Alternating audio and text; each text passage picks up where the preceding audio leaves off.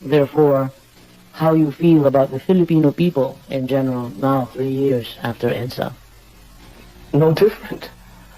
I do not believe that what happened at EDSA was, I think it was terribly well organized.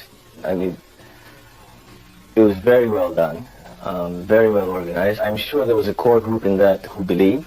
There were mistakes in my father's administration, for which I'm sure people were hurt.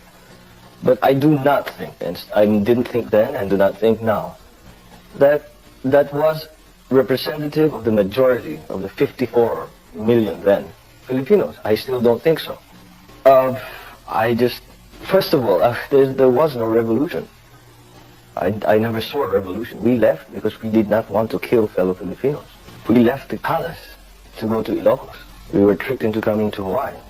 And I don't see in that a revolution. I cannot see how that constitutes a revolution.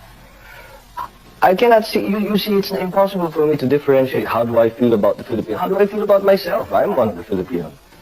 It's impossible for me to say, I think about Filipinos that way. I think about myself in a certain way. I think about them in the same way. I'm a Filipino.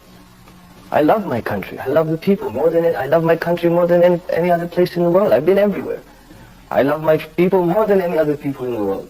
Perhaps I'm prejudiced. Now, so be it. No, nothing has changed. Nothing has changed, not one tiny little bit. I can't see why it should. They haven't changed. I haven't changed. It's the same. Is there anything you would like to say to address yourself directly to the Filipino people, perhaps in our own language? Well, in spite of how far we are, nandito kami ngayon sa Honolulu, malayo-layo kami sa inyo lahat. Nalalaman namin at naririnig namin ang mga nangyayari sa ating bayan. Asahan ninyo na gagawin namin lahat ng kaya namin gawin upang kayo tulungan. But the Filipinos must come to a political maturity at this point in their history.